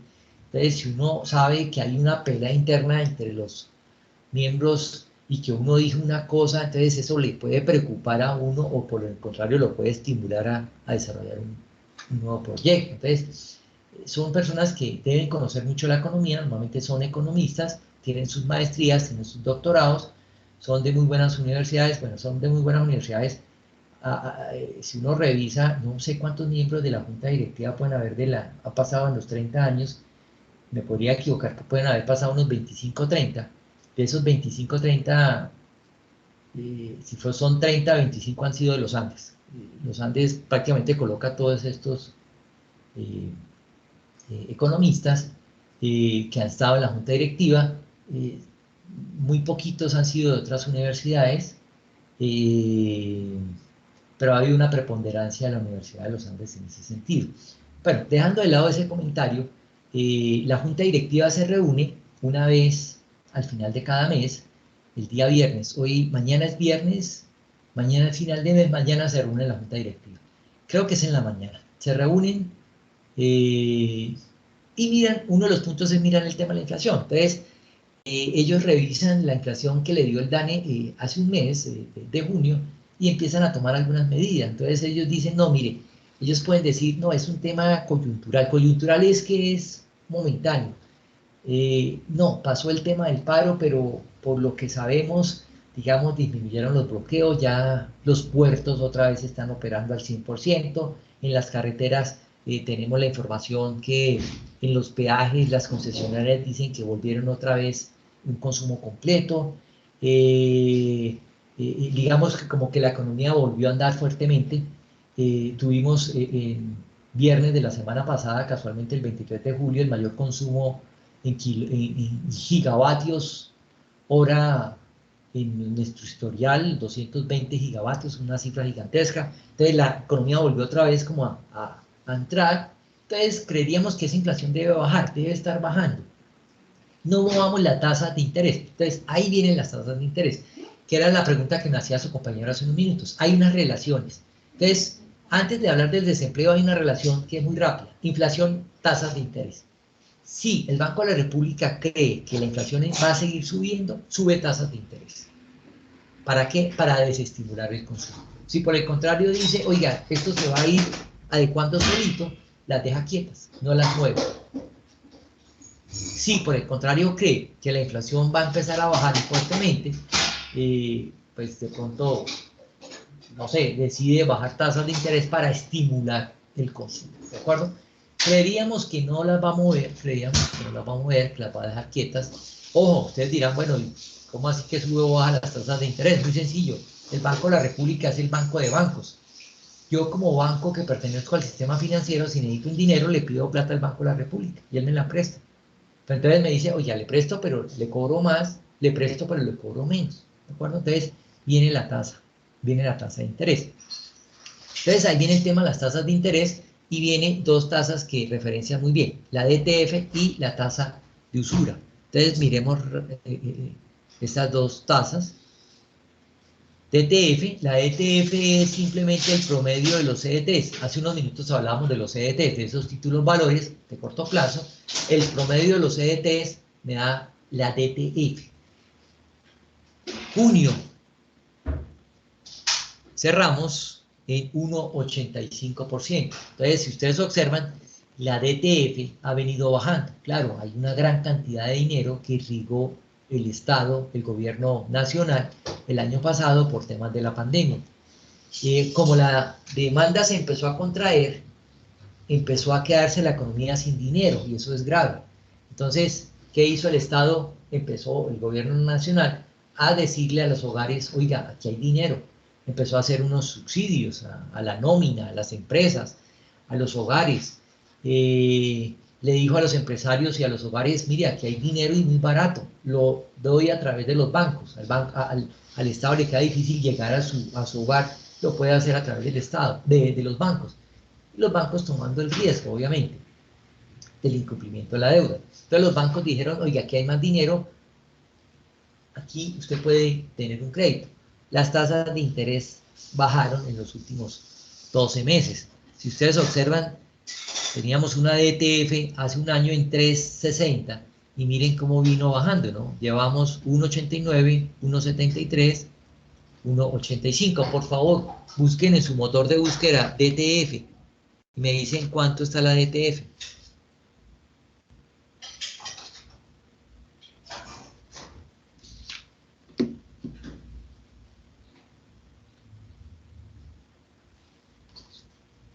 ¿Y cuánto está la DTF?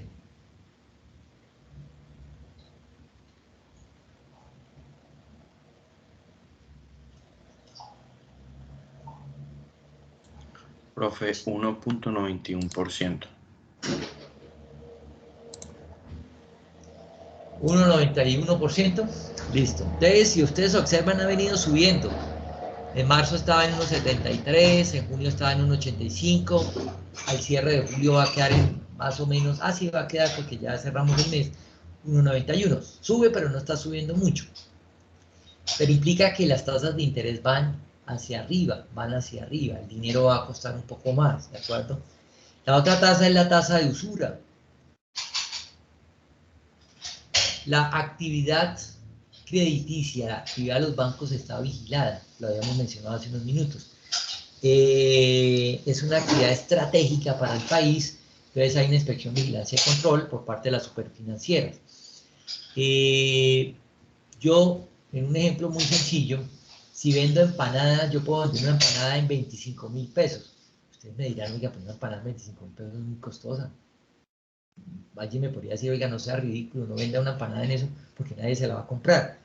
Y efectivamente yo la puedo promocionar y nadie me la compra. Entonces, el mercado me corrige.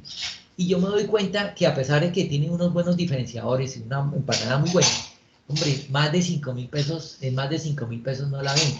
Entonces, listo, yo corregí de 25 a 5. ¿Por qué pude corregir o por qué me tocó que corregir? Porque hay mucha oferta y hay mucha demanda. Con los bancos esa corrección es muy difícil, porque sí hay mucha demanda, pero la oferta es muy poco. En otras palabras, hay muy pocos bancos. Entonces, a diferencia del mercado anterior, que es un mercado muy competitivo, mucha oferta, mucha demanda, los mercados donde hay muy poca oferta se conocen como oligopolios. Son pocos y esos pocos colocan las condiciones, ¿de acuerdo? Entonces, los oligopolios manejan el precio, a veces hacen colusiones que se reúnen tres o cuatro y forman un precio de cartel, cosas de ese estilo. Eso lo prohíbe la ley del libre comercio. Entonces el Estado les dice, oiga, no, yo tengo que ayudarles aquí a regular adicionalmente, esto tiene unas consideraciones económicas y sociales para el país muy importantes. Entonces hay como una autorregulación y ellos no pueden prestar dinero a más de la tasa de usura, ¿de acuerdo? Entonces observen aquí la tasa de usura. El mes pasado la tasa de usura fue de 25,82. Por favor, ¿me consiguen la tasa de usura para este mes? Creo que es 25,77. Bajó un poquito para este mes de julio. Mañana también la superfinanciera nos emite, yo no sé si hasta ya la emitió, la tasa de usura de agosto. No sé si encuentran la de julio y la de agosto, por favor.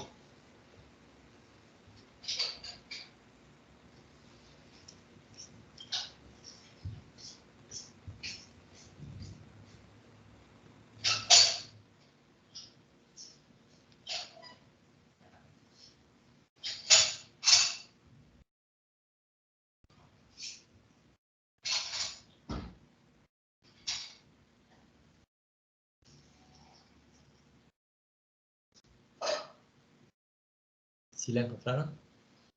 27.44, profe, creo. La de agosto.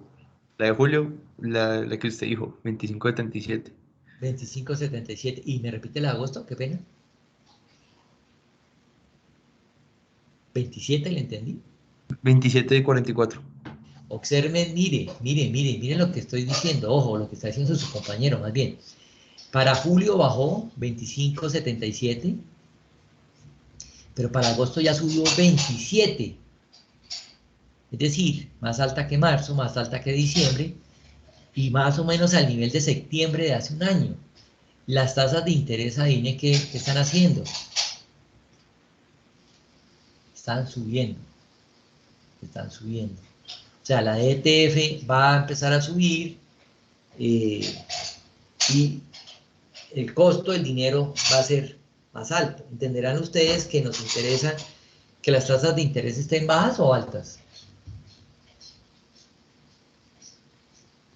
¿Qué creen ustedes? Ustedes como empresarios, ¿les interesa que las tasas de interés estén altas o bajas?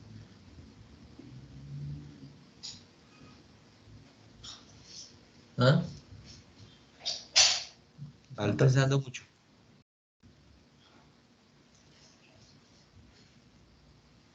¿Qué dices?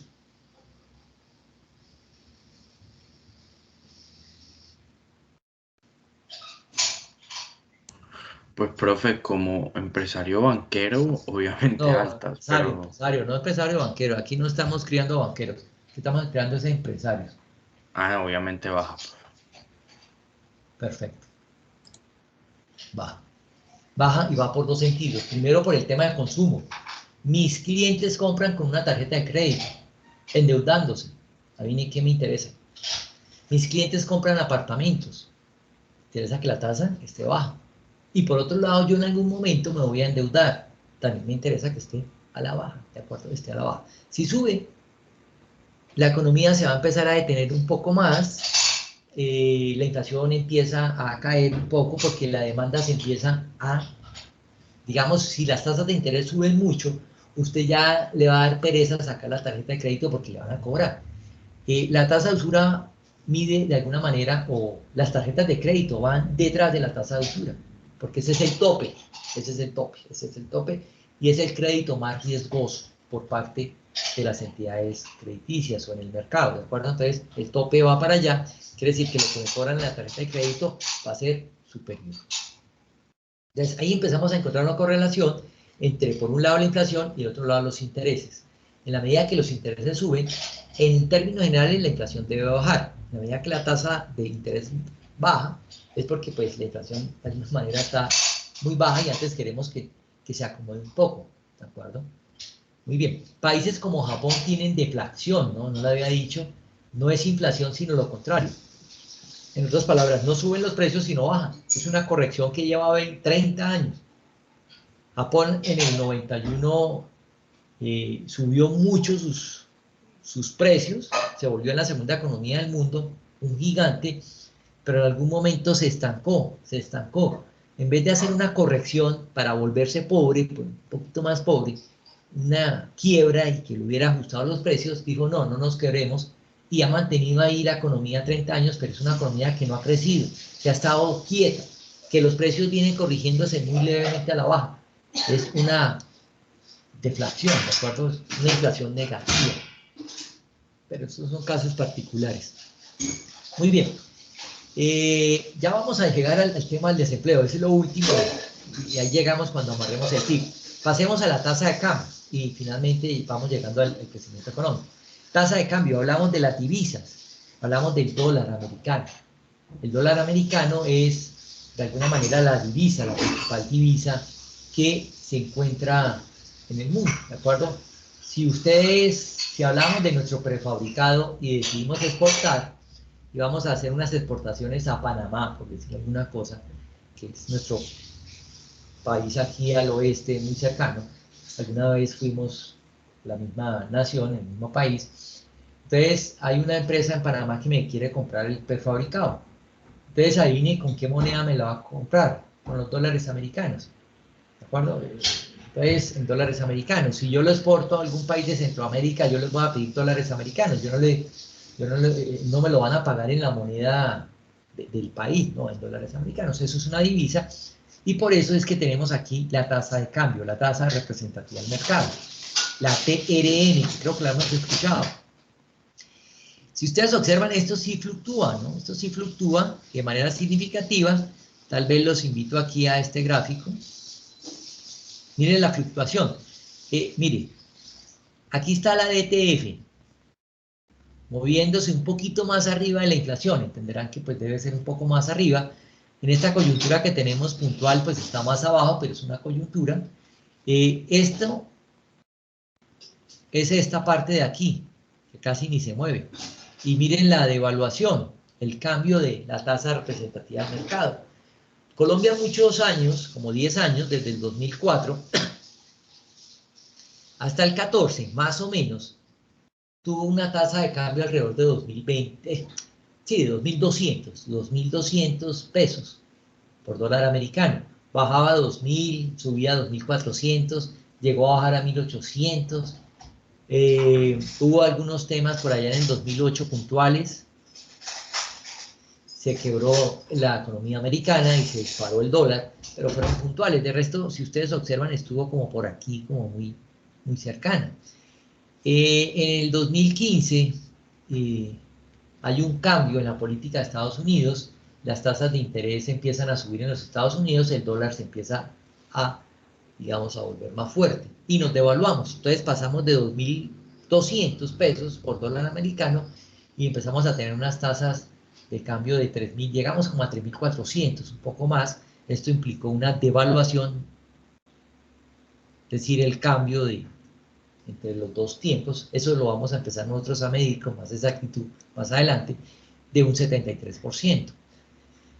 Posteriormente quedamos como en 3.400, bajó a 3.000, tuvimos 3.000 mucho tiempo, hasta más o menos el año pasado que llegó la pandemia, el dólar se disparó, todo el mundo se pone nervioso, el dólar se dispara a 3.700 y el 3.700 nos ha venido acompañando en los últimos meses.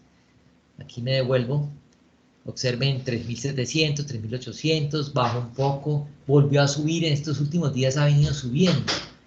Entonces, pues, eso es, digamos, cierto nerviosismo, entonces el dólar se sube, cierta tranquilidad, el dólar se baja. También otra correlación que normalmente se hace, que hoy en día no está como muy clara, es con relación al precio del petróleo. Colombia es un exportador de petróleo, no es, más o menos es el 50% de las exportaciones son petróleo. Entonces entenderán que en la medida que el precio del petróleo esté alto, pues es favorable, el precio del barril ha venido subiendo, está en el $70, entonces eso es favorable para la economía. Ecopetrol, que es el que exporta, la empresa que exporta, pues es favorable. Entonces creería uno que el dólar debería bajar, pero ha venido subiendo, ha habido cierto nerviosismo en los agentes económicos, dicen los especialistas, ¿de acuerdo? Entonces ha venido, digamos, subiendo. No sé si me dan la tasa representativa de cambio de ayer, creo que hoy no han abierto los mercados, debió dar como 3.900.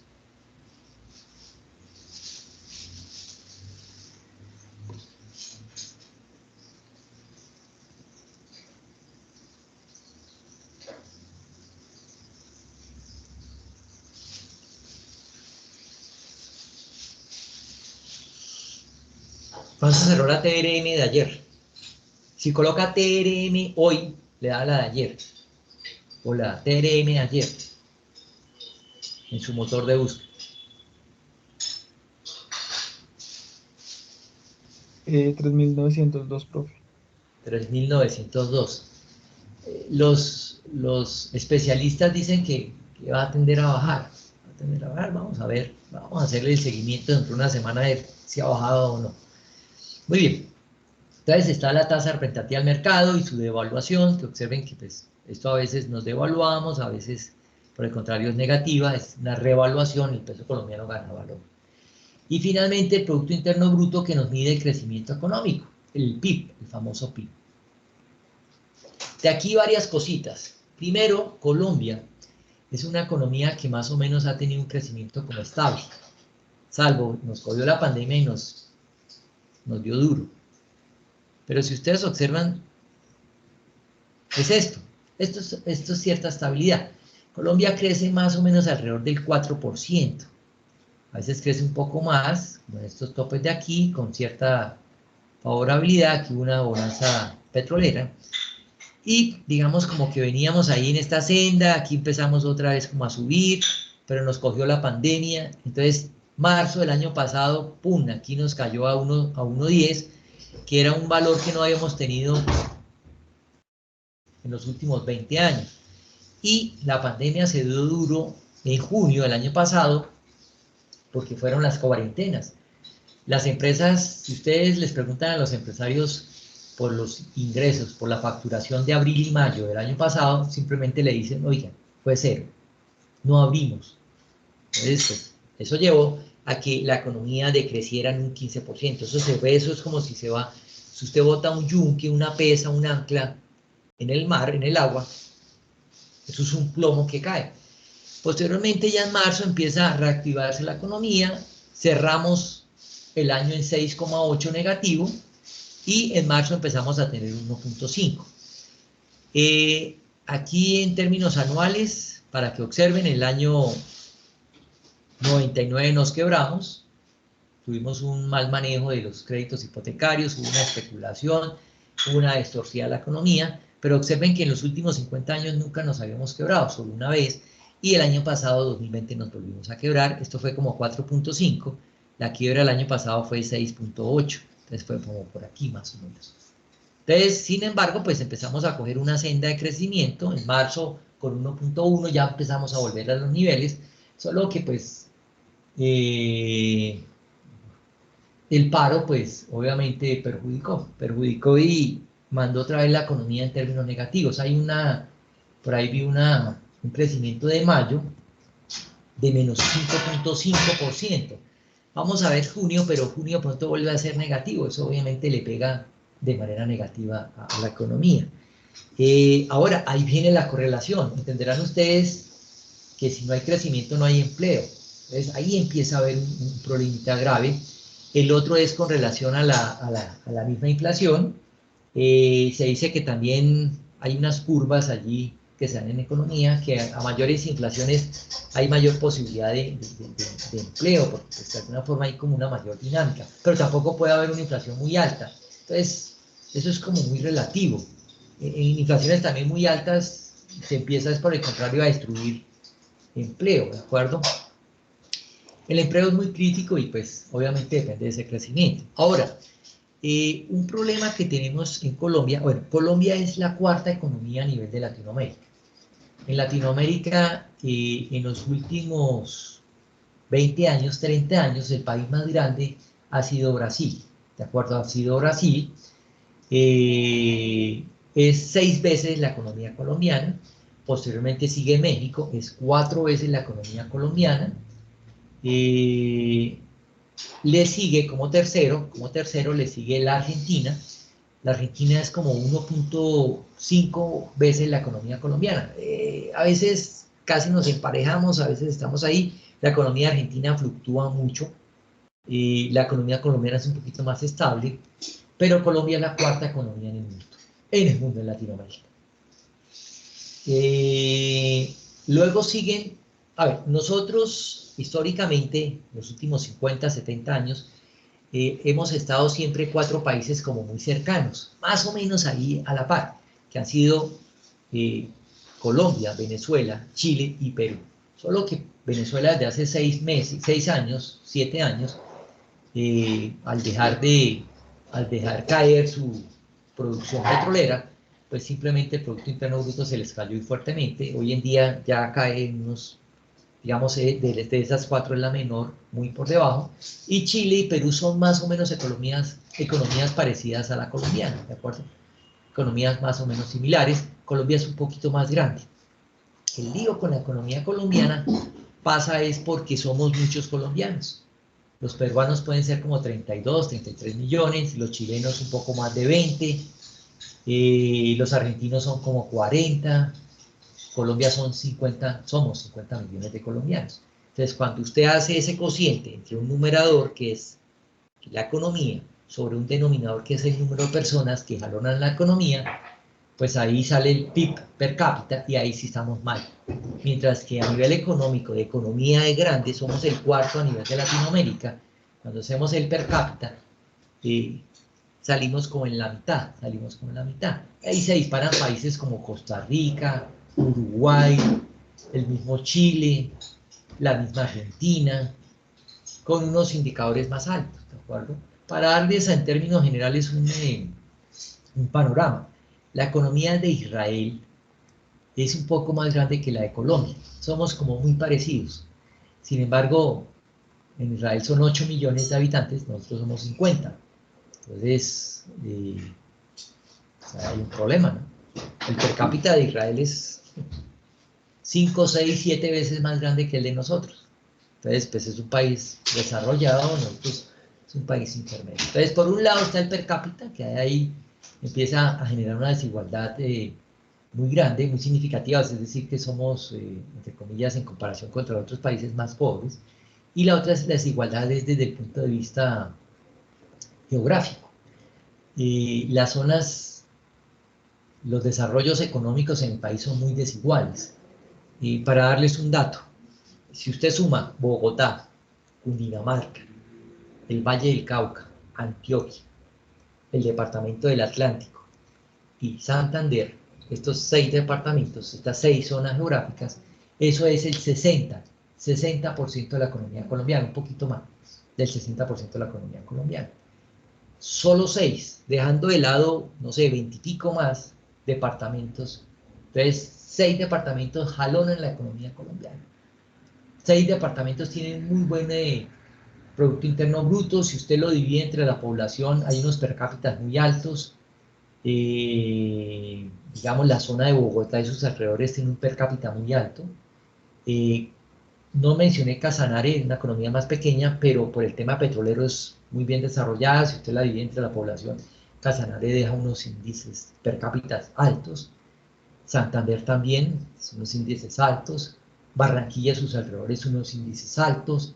En comparación con otras zonas, digamos, son mucho más bajas, donde el per cápita se cae fuertemente, la economía es baja y, digamos, hay población que al medir el per cápita, pues da unos valores, digamos, bajos, da unos valores bajos. Entonces, eso también ayuda a cierta desigualdad, que ese es el problema que tenemos. Obviamente, y ahí cruzamos con el tema del desempleo, al ser 50 millones de colombianos, y pues entenderán que a nivel de Latinoamérica el desempleo dentro de las economías grandes es el país con mayor desempleo. Nosotros siempre hemos manejado cifras de 2 decimales, desempleo del 12, del 14, ahorita está disparado. Cuando nos ha ido muy bien hemos manejado cifras de 1, digamos, por allá tal vez 6, 7%, pero eso ha sido puntual. Pero pues como somos muchos colombianos, el desempleo se da. Hay una migración, hay digamos, una salida de mano de obra muy calificada. Porque pues, digamos, la oferta laboral, pues, digamos, no es muy alta. Entonces, ahí marca ese tema del desempleo, insisto, a pesar de que somos la cuarta economía, al ser 50 millones de colombianos, pues cae en el per cápita y de manera significativa, y nos ubicamos ya a nivel intermedio. Muy bien. No sé si tengamos allí algún comentario. La economía más grande a nivel mundial es Estados Unidos, es como el 20% de la economía, China es como el 17%, son las 2 economías más grandes del mundo. La tercera viene siendo Japón, Alemania, ahí están las 2 seguidas, y entre esas prácticamente es como el 50% de la economía mundial, ¿no? Entre las 4. No sé si tengamos alguna inquietud adicional.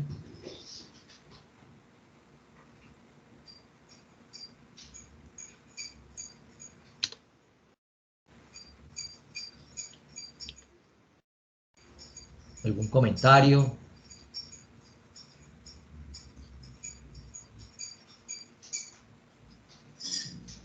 Profe, yo tengo una pregunta. Señor. ¿Qué 2 tipos? Que usted mencionó que hay como 2 tipos de PIB, per cápita, ¿y cuál es el otro? Hay un PIB que es el que genera la nación como tal. Colombia es la cuarta economía en Latinoamérica, por decir algo. A veces ha llegado a ser la tercera, dependiendo de cómo se mueva la Argentina. El otro es el per cápita, que es cuando yo divido ese número grandote entre la población. Resulta que nosotros salimos más librados porque pues, nuestro denominador es muy grande, 50 millones, versus la Argentina que solo es 40. Listo, profe, muchas gracias.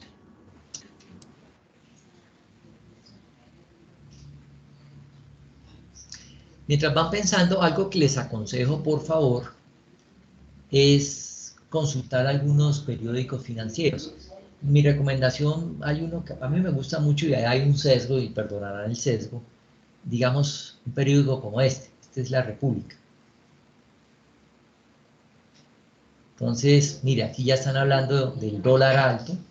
Vean los titulares, no necesariamente tienen que leerse la noticia, pero el titular como que empieza a hacer un sesgo. Si tienen el tiempo, hoy en día uno vive como muy ocupado, pero si pueden leer, chévere. A veces no vamos a entender como muy bien, pero nos ayuda como a entender un poquito más. Mira, aquí hablan del dólar con unos valores altos. Hay un problema de Bogotá y su rescate económico, entre comillas.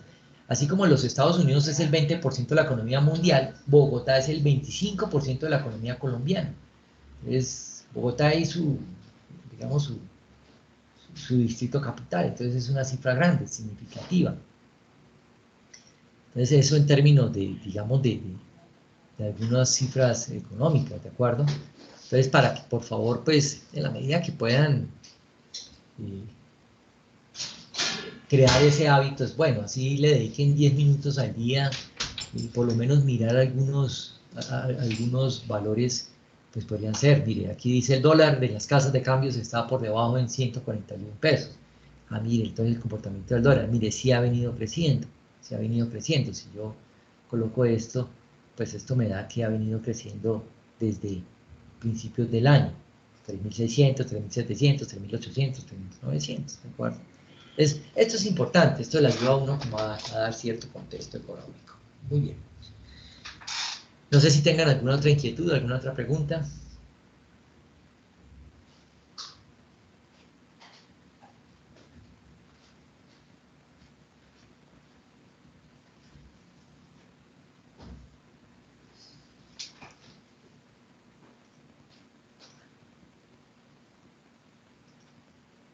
Bueno, son las 8:46, ya vamos a ir cerrando la clase.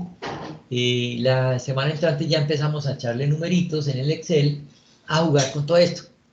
Nos gastamos 2 clases, pero esto nos ayuda como a entender un poquito más las cifras, insisto, nos va a rendir mucho porque ustedes son muy pilos desde el punto de vista de las fórmulas que vamos a ver son muy sencillas, se van a dar cuenta ustedes que para ustedes son muy fáciles, para ustedes.